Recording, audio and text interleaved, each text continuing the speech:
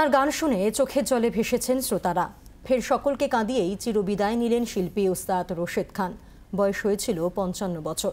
দীর্ঘদিন ধরে অসুস্থ ছিলেন তিনি, ভুগছিলেন ক্যান্সারে, ভর্তি ছিলেন হাসপাতালে। আর এরই মধ্যে স্ট্রোক হওয়ায় পরিস্থিতির অবনতি হয়। আজ বিকেল 3:45 নাগাদ মৃত্যু হয় ওস্তাদ রশিদ খানের।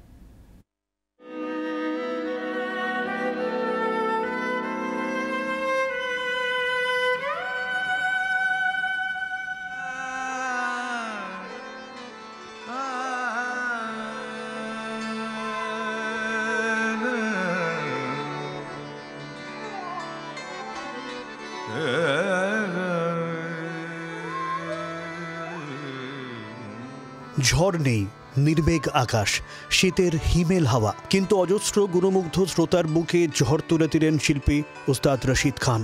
রশিদ যখন মঞ্চে, তখন এমন আবহ তৈরি হয়েছে বহুবার।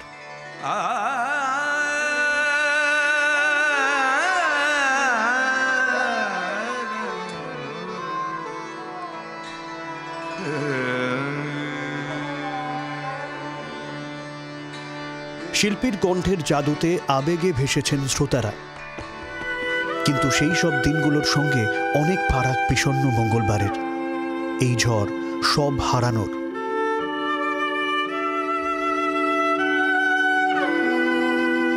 মাসখানেক ধরে অসুস্থ ছিলেন রশিদ।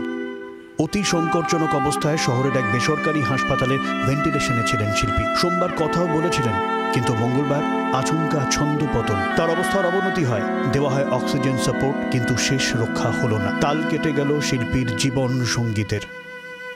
সবকিছু করা সত্ত্বেও আলটিমেটলি আমরা ওনাকে রিভাইভ করতে পারিনি। 3:45-এর সময় উনি চলে গেছেন আমাদের থেকে।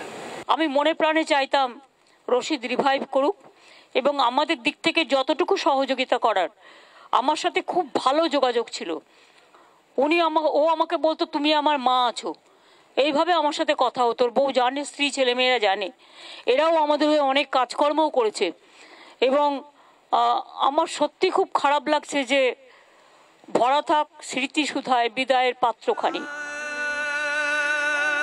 মাত্র 55 বছর বয়সে থামল উস্তাদ রশিদ খানের সুরের অভিসার। তাঁর অকাল প্রয়াণে আক্ষেপ গুণমুগ্ধদের। Just that we are, as a fraternity, we are united in our grief, and one of the finest vocalists, one of the finest consummate musicians of the classical world.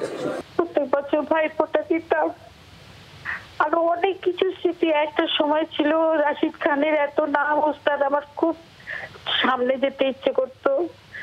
শুরু হলো তপন সিনহা বললেন যে ওই হুইল চেয়ার ছবিতে তুমি রাশিদের সঙ্গে গাইবে। আমি রশিদ ভাই যেরকম বলি ভাই বলেই মানতাম, আর উনি যে রকমের সিঙ্গার আমরা সবাই জানি, লেজেন্ড আমাদের এই জেনারেশনে। এরকম male singer, classical music or playback সিঙ্গিংয়ে উনি যেভাবে গান করে গেছেন, এখনও আওয়াগে আজ সবারই কানে কানে বাজবে। বুধবার রবীন্দ্র সদনে শেষ শ্রদ্ধা জানানো হবে শিল্পীকে। এরপর পূর্ণ রাষ্ট্রীয় মর্যাদায় শেষকৃত্য। এসবের মাঝেই বারবার উঠে আসছে প্রয়াত শিল্পীর এত দিনের যাত্রাপথের নানান কাহিনী। 1968 সালের 1 জুলাই উত্তরপ্রদেশে জন্ম রশিদ খানের। রামপুর সাসওয়ান ঘরানার শিল্পী রশিদ খান। রশিদ প্রথমে তালিম নেন তার মামা গোয়ালিয়র ঘরানার উস্তাদ গুলাম মুস্তাফা খাঁ সাহেবের কাছে। 10 থেকে 11 বছর বয়সে কলকাতা চলে আসেন। সঙ্গীত রিসার্চ একাডেমির স্কলারশিপ নিয়ে দাদু নিসার হোসেনের কাছে গান শেখা শুরু করেন তিনি। তারপর রশিদ খান থেকে গিয়েছেন কলকাতাতেই।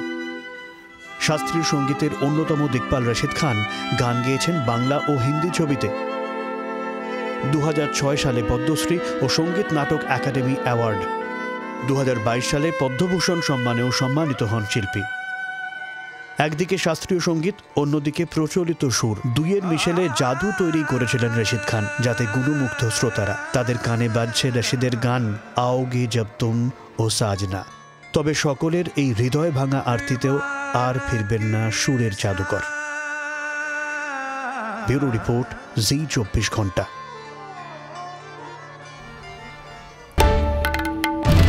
বাংলার আওয়াজ, বাঙালির আবেগ, জি 24 ঘন্টা।